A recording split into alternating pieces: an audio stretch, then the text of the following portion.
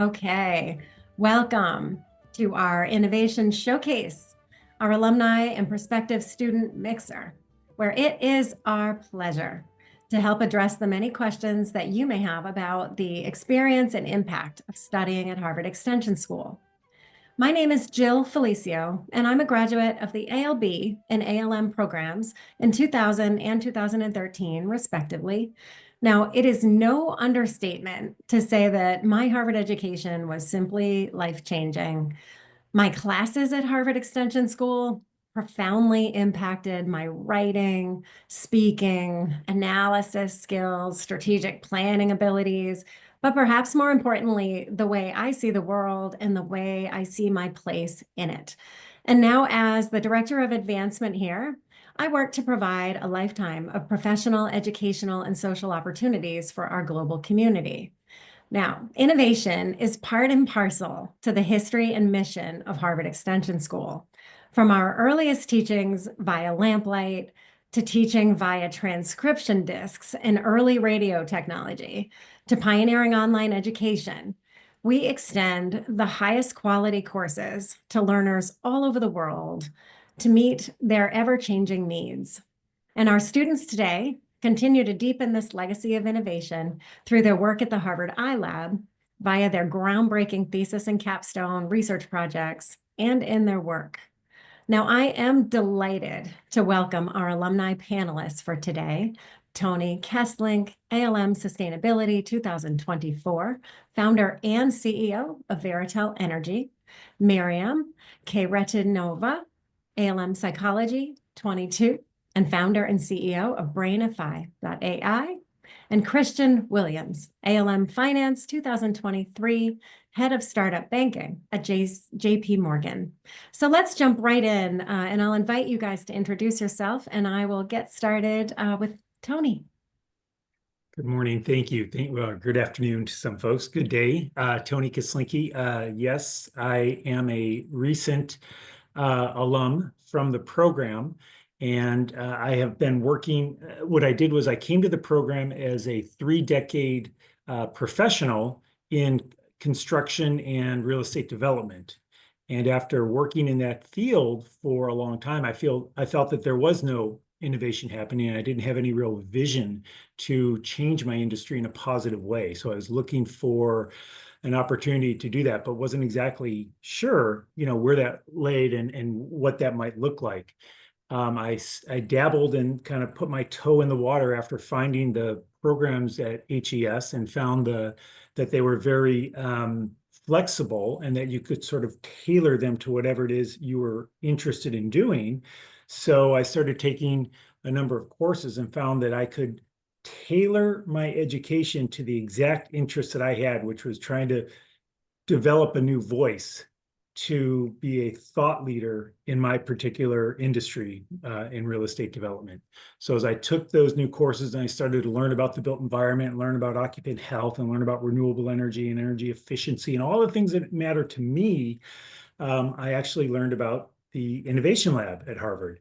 And so I started taking all of their programming in parallel to the courses I was taking, and I was applying directly in real time the things I was learning in the classroom to a brand new venture that I started in the iLab, and that's Veritel Energy.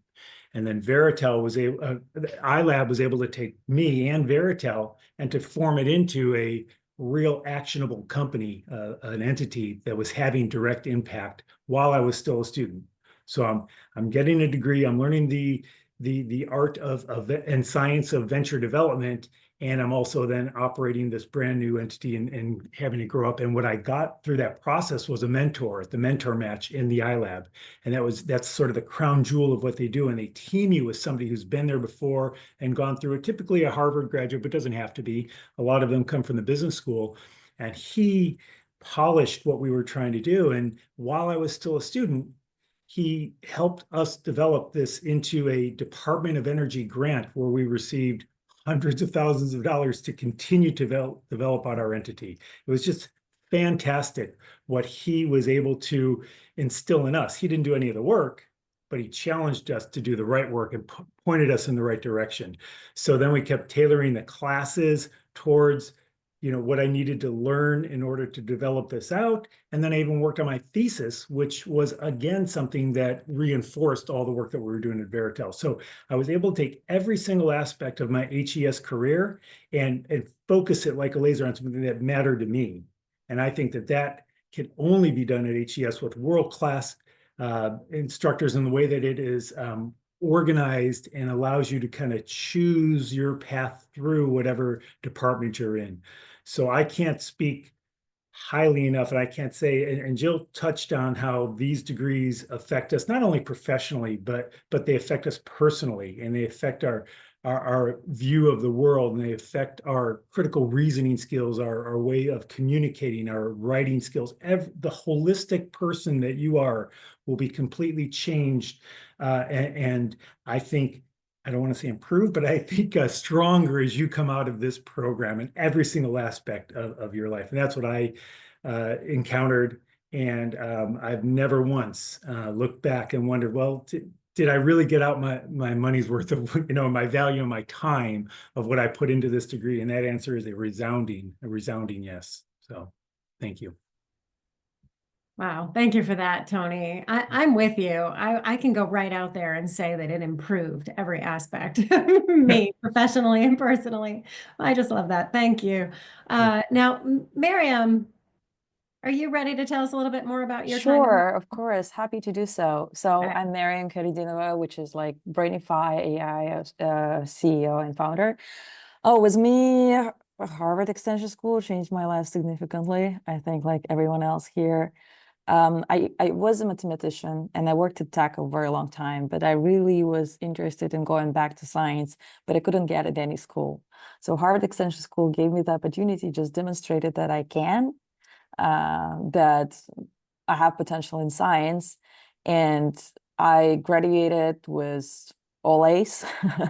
And I also met the professor who invited me to her lab, and I worked as a researcher, as a neuroscientist studying estrogen and in women mental health and patterns like sex difference and mental health. And most importantly, I got amazing education. I met wonderful people. I finally had a possibility to write my own papers and do my own research and work in the lab. But it has created the idea I'm working on now, because I've been brought into the field of mental health. There was a lot of things that triggered me in the academia and the matter of technological research. How do we apply all the technologies? Because I was a tech guy, like 12 years spent in tech, all the modern technologies. And I really wanted to do something. How can we improve the access, diagnosis of the mental health? And the idea was born there, Harvard. So my goal is now just to execute, find the right people, find the right team, and start building. And I am a first-time founder. And even I worked before in the startups, I didn't know anything. And here where Innovation Labs came, and it's an incubator, or I like it to say community of a lot of amazing founders and experts and people who are there for you, who supports everyone associated with Harvard who built in the startup. So I got into the Harvard Innovation Lab and they helped me to frame my company. So now we're doing precision psychiatry. So we're looking at the brain to tell what medication will work. We help to diagnose patients. We help to develop new drugs. And we have one of quite unique products right now in the market. And literally all from the idea to the execution to a lot of recognition, like in Johnson & Johnson Innovation Lab or the Merck Digital Studio, we got for the Harvard iLab.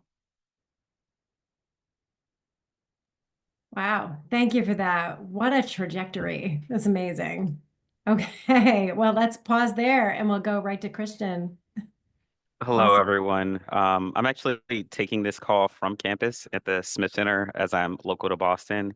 I would say my Harvard story started like in my bedroom in Tampa, Florida.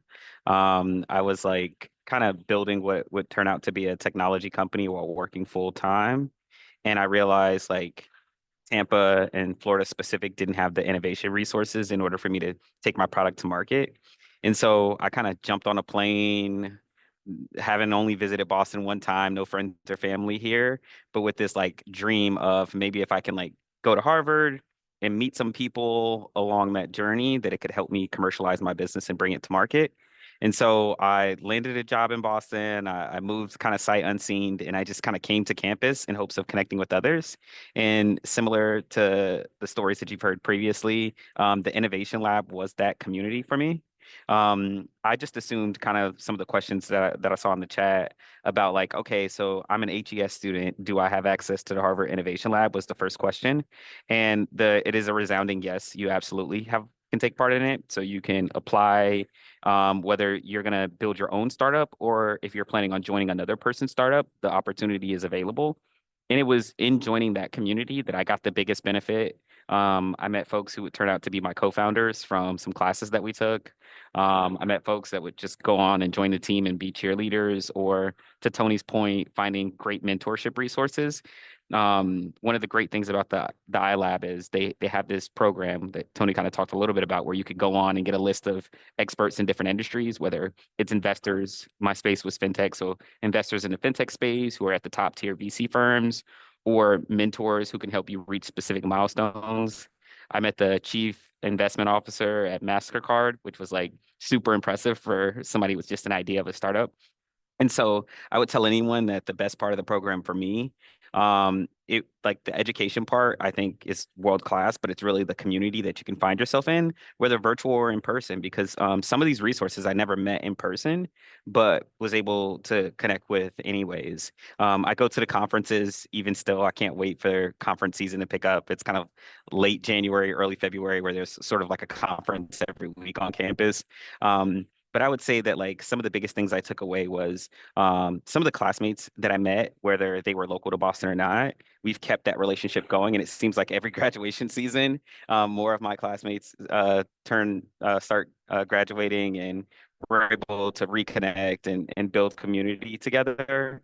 And so, although we're going to talk a lot about like the educational resources, I think that the through line that you've seen is the innovation happens as folks are starting to build community. And then last but not least, although my startup didn't reach unicorn status, and I ended up having to take a major pivot, because of having Harvard on my resume, I think it opened up a lot of doors. And as of now, I work as a banker for JP Morgan here in New England, focused on early stage startups. And it's because of the community I came with that helped me land this kind of opportunity.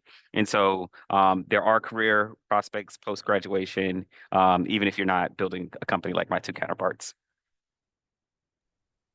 Wow. Thank you for that, Christian. I mean, we'll get back to the Harvard iLab because that is a special place, and I'd love to drill into that a little more. But one of the things that, each of you really spoke about was having this mindset, and really, Miriam, your path took many kind of iterations, right? You started with women's health, you're talking about neuroscience, then you're into mental health, and you're moving in this very progressive journey. Can you say a little bit about kind of developing like that innovative mindset and being like open, to the newest breakthrough, the newest ideas and evolving? Can you talk about anything like within your background at Harvard that helped sort of develop that and inspire that, like evolving curiosity and open-mindedness in your path? Yeah, there was a class. It was called Neuroscience of Learning by Tracy Tokuhama. If someone gonna look for the class for the brain, about the brain, even introductory level, just to learn a little bit, this is the best class to take. So there was a class, and there was a lot of time spending about the open-mindedness, and like grumpiness is my default state. So I was very skeptical about everything, about the being open-minded, like let yourself be plastic, flexible, change it. But I guess it influenced me enough. So I started just trusting the world a little bit more, looking where is it leading me to. And another thing, like when you start writing your first proposal for the research or for a thesis, you usually have no idea what to write about. And that's absolutely okay. And I feel like if in the beginning, when I just started school, I was like, oh my God, I'm not a researcher. There is no question in my mind. There is nothing I'd like to research. Like, who am I? Like, what I'm an imposter. There's a lot of people who's curious about something. And it took me a long time just to learn first. So you really need to go to all these classes. You need to try as much things as possible to feel what actually triggers you emotionally. And it takes time. So that's why it was my journey. Like the first what triggered me emotionally was like, oh my God, brain is awesome. but the brain is huge. The research there is huge. Then I was like, okay, oh my God, we don't know anything about women. So like when I saw the numbers, they're like, wait a second, we all like thinking about how men and women different or they're similar. There is a lot of like, conflict discussions around the topic of genders, et cetera, but we have zero knowledge. And I went into that field and I was trying to do the research and I was like, are you gotta be kidding me? Are we measuring all our outcomes based on the subjective questionnaires? And I'm a mathematician, so that made mad as well. And that's probably all these changes and like just looking for something that actually triggers led me to where I am now. But you need to be open-minded, you need to be really curious, you need to look around and be okay with the fact that you don't have anything you're interested in right now and you have no idea what kind of research do you want to do or what kind of project you want to do. Like we're not coming with ideas first. Ideas coming to us after like a lot of information. Right. Yeah, I think that thank you for that because there is like this bravery in like coming to that realization and being comfortable with being uncomfortable and feeling like an imposter, which no one is, but everybody feels. And it's, again, it's being open and curious and just incredible. I mean, Tony, when you were talking about, sort of what you do in sustainability and like reimagining a better way. Is there that moment for you where you thought, my goodness, there's so much going on in this space, but none of it impacts sustainability? Like, did you learn anything, kind of new about emerging technology or ways to dive in through your courses and your faculty? Yeah, no, thank you, Jill. Actually, from the very first elective course, so there were 2 courses required to gain entry into the program and be an ALM admitted student. So I did that. And then my very first course was Dr. Ramon Sanchez, Design of Renewable Energy Systems. And so Ramon is a fabulous instructor and he's all about innovation. So he weaves that into his classes and then he kind of foists it upon the students in a way where you don't even realize he's doing it. And by the end, you're designing a brand new system for an application that maybe hasn't ever existed before, which is exactly what we did. And so we designed it for a multifamily property where tenants can now get the benefit of renewable energy and they never can typically because the landlords won't make that investment. So that's where innovation first started in my journey at HES, was in that first class. And then that's the exact concept that we brought over to the iLab once we discovered the iLabs there and all the resources. And that's the foundation of what Veritel Energy is and what we're still doing today. So we follow that arc through that class and all the other classes, and the instructors typically will give you an opportunity in a final project to work on something that's meaningful to you, work on something that's personal to you. So every class we chose was designed to work on a different aspect of this that all fit together like a puzzle that we continue to do today and continues to provide employment and an opportunity to kind of close what's called the renewable energy gap in those kind of communities. That's fabulous. Thank you. Now, Christian, can you say a little bit more about your move here and your aspects of like community support that you mentioned were so critical and to you kind of emerging, out of a startup into a new role at JP Morgan. Can you say a little bit more about that journey? Yeah, I will say that Boston is a very tough city, and I really appreciate that like there are tons of resources at Harvard in order to build community. And so I think that that helped me get really acclimated to a city where I didn't know anybody, and I was sort of like looking for different ways to connect. It started with taking in-person classes. So I think that was sort of the catalyst that got me engaged. And I know that we've been talking a lot about some of the like more startup focused organizations on campus. But there are plenty of cultural or community organizations that are based on things that aren't necessarily innovation, but can help you build community either way. And I think it's those kinds of things that help me like find some people to sit with at lunch or to go grab a drink after class. And so I think that that kind of helped me get acclimated. And then to your point about this journey and the transition, I started to use the iLab resources, and it was actually a class that I was taking with Irene Shabari, a management class where there was this on-campus requirement. So what you guys will notice is as you get to certain milestones within the program, there's a requirement to spend a certain amount of time on campus. It's usually like a few weekend sessions, days in a row. And it was through this class where I was building a startup, but I didn't have the technical chops to build the code. And I actually met my co-founder, who was a VP at Microsoft. And it was funny. We did a tour of the iLab. I'd shown him all the resources, given him a preview of what I was working on, and we just had so much alignment that he decided to make an investment and to like join the team.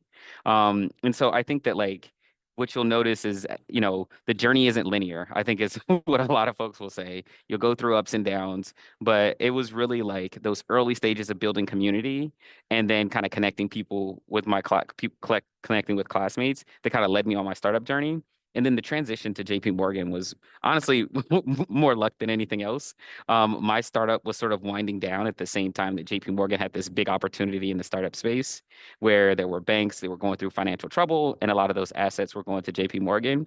And so, once again, the relationships and contacts that I made through the innovation lab, I was able to reach out to someone from the JP Morgan team directly and get an opportunity that way. Whereas reaching out anonymously via LinkedIn or sending a cold email would have been a much more difficult proposition. And so I would challenge everyone to like use your classmates, use your professors, use your community that you build at Harvard in order to help you find what that next opportunity could be, because you never really know who you're going to meet. That is so true. I mean, I think the people that enrich the classroom, your peers, you learn so much from. It's really hard to even describe. And those faculty members that are there to support you. But I really want to just point out, community exists, in your time as a student everywhere. I mean, we have events, like this that are happening virtually around the world where you can meet people with shared interests. There are student clubs and organizations that you can join to really take an active interest, in an area of interest. But there's also alumni chapters all over the world that support our students. And we are, in close to 100 countries studying. So I think what's the most eye-opening for people when they come to Harvard Extension School is to see just how global we are. And there are students in your neighborhood and in your city, and their support structures there for you. I think that's priceless. And really, what more is Harvard than its people? It's a summary of its people. I mean, we're only as good as the people that study here. And this is a very supportive place. And for those that seek a degree, on the other side of that degree, there's an alumni community that is supporting you every step of the way as well. So let's get back to the iLab a little more specifically. And for those of you on the call that are not familiar with the Harvard Innovation Lab, just, kind of the highlights is that it was started in 2011 and it supports students from all Harvard schools. It is an incredibly one Harvard institution that is developed to support the ideas, the startup, the entrepreneurial ideas, the innovative ideas of students that are degree seeking as well as alumni. So they've done great work and they've built this program, over the last 2 decades to be really robust and very supportive with, capital investment as well as mentoring and opportunities further down the road. So if we can drill into that just a little bit more, to have 3 of you who have been through this really incredible experience, I'd love to hear more. If any of you would like to raise your hand and jump in, please do. But about that process, kind of like learning about that resource and then going through that application, it is something that, is really exceptional opportunity, kind of in the world to develop this idea. But can you talk a little bit about how you made that possible through that process, just for a little illuminating for our folks online? Tony, I'll let you jump in. I'll give a little, oh wait, we're getting a little visit here from a future HES. Hello, okay, you got sorry about that. Could you go through, please? My grandson. So, yeah, I will chime in on that because I think that's really important. Because I know other people who get into the iLab and they don't fully commit to the iLab. And it's interesting because the iLab is a free resource available to any admitted HES student, but you have to take it just as seriously as you take any of your courses or your profession, any aspect of your life. So what I did personally was just take one course at a time so that I could really focus on my iLab activities alongside my classes and put just as much effort and make just as big of a commitment to everything happening at the iLab as I was to my personal, academic, and professional life. And if you do that, they have a wealth of resources that really takes a lot of time and a lot of discipline and commitment to take advantage of. But if you do that, you've now, I think, doubled the value of your degree, because you get all the classes and the specific information about what you want to study, coupled with how to form a venture and how to develop out a venture. And that doesn't mean you have to be a founder. You can join a team. You can do this in the world of NGOs and nonprofits. Just because it's the iLab and everybody thinks, well, that's not really what I'm interested in. It teaches you how to be a better contributor in any sort of ecosystem that you're going into. And I think Christian spoke specifically to that with his JP Morgan experience. So really, really important skills that anybody can benefit from, but only if you fully commit to it. Well, I can jump in. I'm not that organized and disciplined as Tony. So in my case, it didn't work that smooth way. When I started my company, I first bumped all the walls I could bump. And I even didn't know what is accelerator. That's how bad was it. So I didn't know what to look for. I didn't know that like we have something. And I don't know, in some random channel, I learned that actually Harvard has something that can help the startups. It was like probably a year after I started my company. So I applied and I was like almost about to graduate. So they said no to me, like, because you will be an alumni group then. So apply when you will graduate and we will take you in a 1-year alumni program. So I got in, and again, like, that's the plan. What are you talking about? They're telling about some obvious things that I thought are obvious, like, oh, how to pitch, how to make presentation, etc., etc. And honestly, I disregarded a lot of information, which I regret. Because I had a chance after that compared to many other accelerators. And I can tell you that Harvard Innovation Lab gave unique information, a lot of interesting connections. So after several months, understanding that I'm doing something wrong, I started using iLab way more efficiently. So I agree here, Tani, you need to be disciplined. You need to use every source. You need to be open-minded, not skeptical as I am all the time, and try to change your mind, which is very, very helpful. So, and another thing which is good about the iLab, it's not just classes or courses or lectures. There are two things that I love about it. The first one is access to the experts. So Harvard iLab is connected to 100 people who has expertise in your field. So you can find anyone. And in my case, I really needed to find people from pharma companies because I'm not from pharma business, guys. Again, I'm from tech. I have no idea how it operates. And Harvard iLab gave me access to the top managers of the big pharma who sat with me for an hour and told me how actually their world operates, which is something that you would spend months or even years to understand without that. The second thing that is really my favorite one.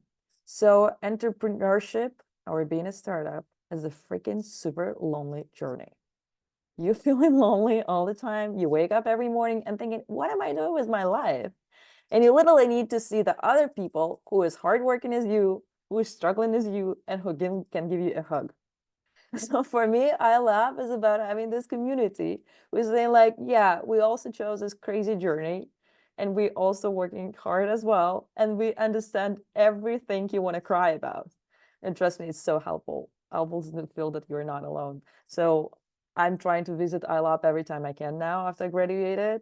I'm really happy that I had a chance to be the President Innovation Challenge, one of the finalists, which literally opened a lot of doors because it led me to present during the final pitch on the big stage, which was exposed to a lot of investors, a lot of people. And I, not kidding, next day, Johnson & Johnson calling me and saying like, Miriam, do you want to be part of the Johnson & Johnson Innovation Lab? I was like, okay, well, thanks to Harvard Innovation Lab again. So amazing journey. Yes, you need to take it seriously. And yes, you need to be committed. Don't be like me. Don't waste your time. Wow. Thank you for that. My goodness. I mean, I think, anyone who comes to study at Harvard, let alone those of us that come to Harvard Extension School who are working probably full time, taking care of family, like, oh, Tony, your grandbaby is so cute. Like managing every aspect of life, I think we all feel like and really welcome that sense of kinship that you mentioned among the community, because really whether you're in that iLab, with others that are there, you're in a neuroscience class, or you're in Ramon Sanchez's sustainability class, you all share that from your corner of the world. You're managing so much while studying at Harvard. And there really is just this wonderful support structure and kinship and like understanding of that in every class, every social event, every meeting, and really I think that is what develops this like very easy rapport and relationship building within our community, including with faculty. I mean, it's just a beautiful thing. So thank you for that. Just want to talk a little bit about, you mentioned loneliness. What strikes me is risk. Is there a tolerance for risk that's developed, at a place like Harvard? Can you say anything about, the risk that it took for you to go out on this creative limb and this entrepreneurial limb, and anyone who might have helped you develop that risk tolerance? I'll jump in, if that's okay. Sorry about that. I would say that I think my risk journey was I was actually working full time while I was a student and building my startup, and I actually left my job to build my startup full time while using the iLab resources. And so that was quite a challenge. And I think that one of the ways that the iLab kind of helped de-risk is it gives you access to a whole bunch of service providers on their website resources. One of the service providers that they offer is AWS. They offer a certain amount of credits to help you build your software. Engineering costs can be very intimidating for anyone thinking about going on the startup journey. And so to have access to folks who could help build the engineering talent from the students, but then to have like those credits to kind of offset the costs, that was like a huge differentiator for me and gave me the confidence to go out and seek that kind of support. And then also, I think Miriam brought this up, but the ability to connect with investors ahead of time to get an idea of whether your product was commercially viable and venture backable or not really gave me the confidence to say, like, I know that I've got a product that investors would actually be interested in because I've had those conversations. And so it helped de-risk the venture and gave me an opportunity to kind of like follow this like dream that I had. So it was a really big opportunity. I'm very grateful for all the resources, and I would tell anybody to go on the iLab website and to check it out before taking the. I will jump into about the risk tolerance because I love this topic. Well, first of all, it's not risk tolerance, it's a little bit madness and craziness. Okay. There is no mentally healthy people running the startup. I'll be honest with you. I don't believe in it. But at the same time, like, I think Harvard actually helped because, well, first of all, I had 10 years break before my previous education to go and take again master's. It was already a little bit crazy if you will think about your life, having a full-time job that you're like quitting it or trying to combine it, and you invest a lot of your own money to trying to get education. And in my case, it was a little weird because my first degree was in applied mathematics, and now I am ending up being in psychology. So that's kind of risk again. And while I was there, I was like, okay, Marion, you invested a lot of money in your education. Now you cannot give up. I was crying all the time because, like, obviously you can hear that English is not my native language. And I was reading papers in the beginning and I did not understand anything. I was like, oh my God, I'm such an idiot. I was sitting in the class and feeling like that everyone's so smart. They all so confident. And I was like, I'm afraid to answer any questions. And so these things to go for this, to first stopping competing, comparing yourself to other people. That was the learning from the Harvard.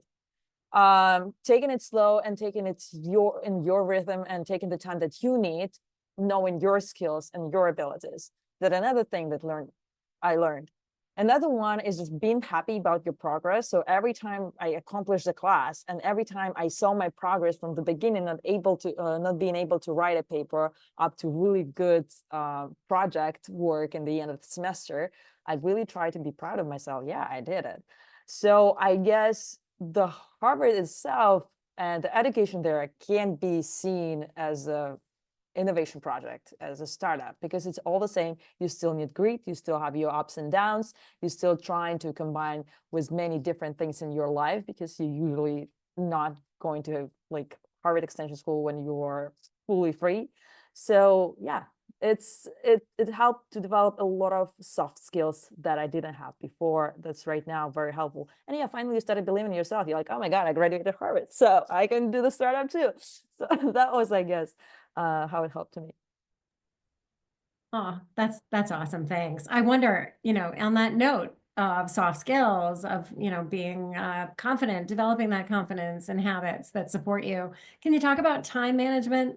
It's, again, when you're working and when you're studying, can you talk about ways that you approached your studies with balancing commitments to family and commitments to work? Did you have a strategy or, any sort of a game plan? Tony, you're nodding.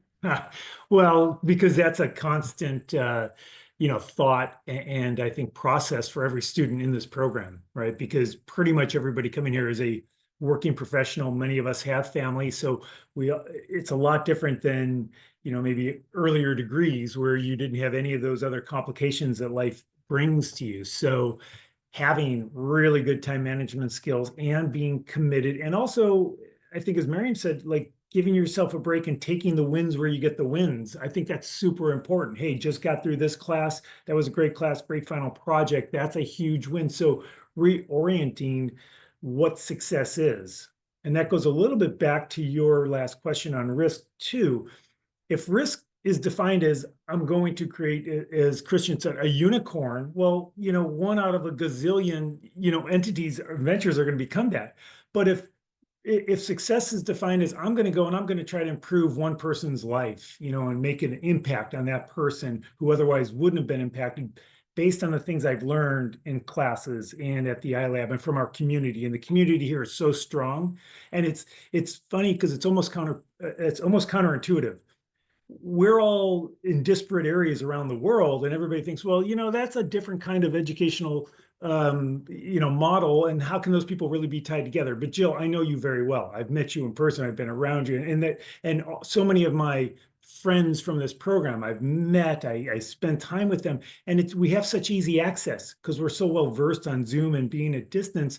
I'm much closer to this community of people than I ever was in any of my other academic, previous lives. And Harvard is, HES specifically, is an expert, the world leader in making community with this type of student body. It's unbelievable what happens here.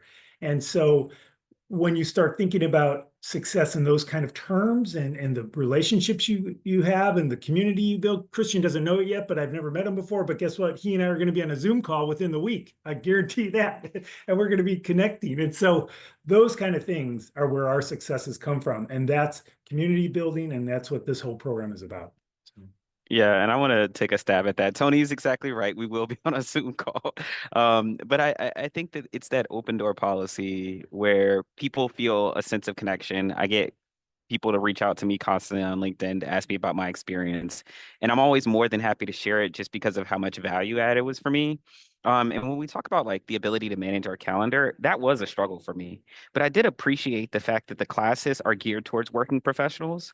So I was able to like work, take care of my responsibilities, and then sort of, once the day has kind of calmed down a little bit, some of the lectures were pre-recorded, some of them required you to show up at a designated time, but it always felt like it worked around my schedule. And so that was one thing I greatly appreciated. And then a lot of these resources that we're mentioning, you can take them and use them at your own leisure. So we've talked a lot about the iLab, and a lot of their programming tends to be afternoon. But then also, if you want access to these different professionals, you go on their calendar and you schedule a time that works for you. And I think that that's sort of been the mantra for the different Harvard resource. It's there when you need it. And then to me personally, the time management thing was a struggle, I'll admit. But as you see, my graduation year was 2013. I actually started in 2019, so it took me 4 years. And I like to share that part of my journey because it was really like a 18-month journey that could have been completed sooner. But between taking a year off to focus on my startup full time and then coming back and joining the iLab and then taking a few classes here and there. And then one thing that I want to talk about when it comes to like time management is I only took enough classes where my employer would reimburse. The one thing I've loved about the price point, it tends to be at that level where a lot of companies like JP Morgan or other big companies have like a reimbursement, tuition reimbursement threshold. And I was able to take advantage of that to get a lot of my classes paid for that way. And so I think the pricing kind of helped with some of that. And so I just wanted to throw that out there for any of the working professionals that do have that work benefit. I also want to jump in because again, I'm not the disciplined as guys, and I have a lot of problems with some time management. But I was lucky at the same time. I was lucky because it was COVID, and like there was nothing to do but sit and study. So no tennis, no going out, no walking outside. So you're literally just locked in your room, and you can like focus on your education. I made a huge mistake because I took 3 semesters of full load. So I've been taking 4 classes at a time. And it was tough because like literally I had to wake up 6 a.m. Every day and go to bed 2 a.m. It was bad. It was very bad. Don't do that. So time management, not my strong skill. So please don't be overly ambitious. It's okay to take less classes in a semester. Be like Tony, who was doing it like smoothly and nicely and don't repeat my mistakes. But I have one life hack. If you have a partner, husband or wife, whatever, please teach them how to cook. My husband learned how to cook while I was at school because he was responsible for cooking. He'll literally bring in me food while I was at the computer trying to study and learn. And it's really helped. I can tell you like 100%. I love that. Yeah, that brings to mind, like a moment during the many celebrations that come your way when you study at Harvard. You have the opportunity to celebrate the beginning and a beautiful convocation and a graduation and everything in between. But Harvard family are the people that supported you through this journey. So, there's a moment in a very special graduation dinner where families are asked to stand and be, applauded en masse because of the support structure that they've provided for you. But, celebrations are abundant and memories are so special from that time. I wonder if any of you would like to share a memory from graduation or from a special moment, that you had in your journey. Celebrating the wins, right? Oh, coming back to the family, I'll tell you. Oh, sorry. Yeah.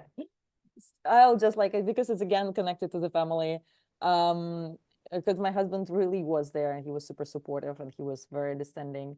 During our graduation, he was like drinking the wine and saying like, I graduated too. I feel like I graduated too. So yeah, that's what happened to your family, and that's one of the I don't know, this is one of the best memories because I felt how supported I am. And this is like also a very important part to learn to be grateful for that you're surrounded with some people who support you in when you do the very hard choices and all of the weird choices. Yeah, I would say one of my favorite graduation moments was I think there's a common misconception that because you're at the Harvard Extension School that you won't be connected to some of the other schools that are a part of different programs. I think one thing you'll learn is that there's probably a million and one different ways in which people engage, whether it's a fellowship program or the MBA or the medical school. And I think that what I was surprised by is everyone graduates on the same day at the same time. And so a lot of the friends that I started to make some were in the business school and some were in the medical school. And so we had this like one big like graduation party where everyone kind of showed up and supported each other. And I think that as I like in that moment, I took a step back and realized that like my community is so much bigger than just me. And that some of my friends went off to go and build great companies or take leadership positions at these different places. And just looking back at like some of the memories that we were able to create together, sort of like working hand in hand in the iLab, was like really transformative. And I will say that my mom may own sweaters that don't have Harvard on them, but none of her friends know that because that's all she wears. So it's the confidence that you can instill in sort of the next generation and family members who just won't stop talking about it every chance you come home to visit for the holidays. And so I think that for me, long term, having my mother be proud of my accomplishment is probably some of my favorite memories from the. Yeah, and I'll just kind of complete, and you both touched on them. Jill, the dinner at Annenberg Hall right before graduation, where family is invited, and you're in this beautiful, one of the most beautiful and exclusive places on campus, and we're all in there celebrating. Your family's beside you. My wife's on one side, my son's on the other, and all of a sudden they understood why I went through that journey and made those kind of sacrifices for 3.5 years. And they got the feeling and the sense, and they could all of a sudden see the vision. That was absolutely spectacular to be able to do that. And then to be in the yard graduating, as Christian said, with all the other schools a couple of days later or a day later. And it all comes together and you're part of that tradition that only Harvard has. And if you haven't been to a Harvard graduation, get to one, because it's one of the most spectacular graduations, and strange, but fun as well. So to be able to have, those experiences and be able to have your family be part of those things, those are memories that will absolutely last a lifetime and made the whole thing, completely worth it. So thank you. Yeah, that is just lovely. I think, really I think everyone who studies here keeps graduation in mind as that goal to get there, but it really is unimaginably spectacular. So thank you for sharing those memories of your time there with your families. I wonder, we're getting late in the hour, but is there any other aspect of your journey that we haven't spoken about or touched on that you want to mention? Any special faculty members or people, here at DCE or in the alumni world in which you are now a part in any way? You're welcome to pipe in. I'll kick us off a little bit. I would say I talked a little bit about some of the conferences earlier, and I would just challenge anyone to, if you're interested in AI, if you're interested in technology, to check out some of the student-hosted conferences. That was like a very integral part of my experience, where you get to meet different professionals. I met the commissioner of the NBA. I met some of the high-ranking people within these different organizations who will all fly in and be keynote speakers. So as you're thinking about ways in which to engage, if you're kind of like on the fence about it, I would challenge you to spend a weekend going to one of the conferences. They tend to be relatively affordable, 2 or 3 day conference, but it's really like worth it to meet the students and meet the faculty. And so that's one thing that I would want to highlight, is like there's a ton of different opportunities in the spring for you to. I'll jump in with one too. So yes, of course, our community of students and our faculty, our instructors are unbelievable. And then the guest speakers and people they bring in, and all of that is again, world-class and unparalleled, I think. But I'm going to give you guys a shout out too with the administration. I mean, the commitment that the administrators, right from Dean Nancy Coleman all the way down. Jill, you're a big part of that. Leslie's on here. She's a big part of that.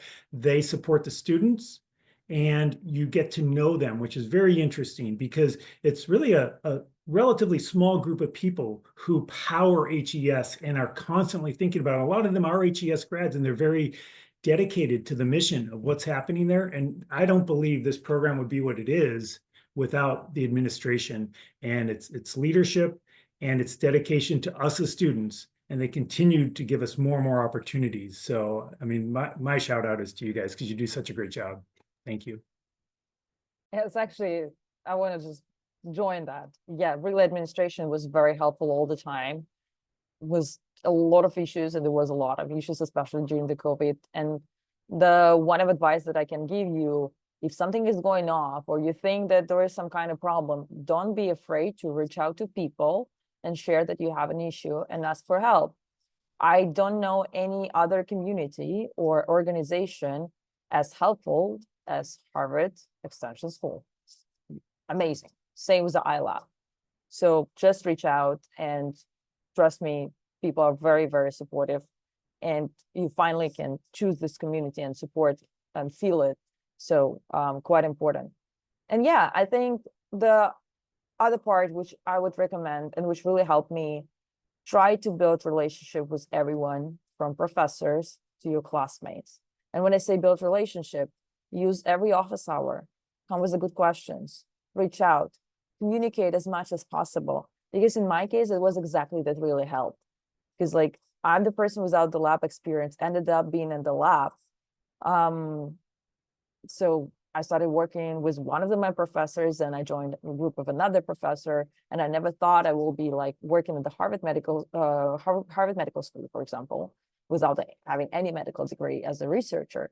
So the thing that I really want to ask you to do, don't be afraid to share your stories. Don't be afraid to tell who you are. Look for the opportunities, build meaningful relationship with professors. Online is not an obstacle.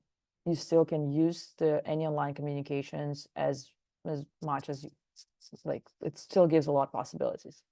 So I guess that's what I can tell about it. Fantastic. Thank you for that. And yeah, I mean, there are so many opportunities, to learn, to get support, to make friends, to make lasting business partners.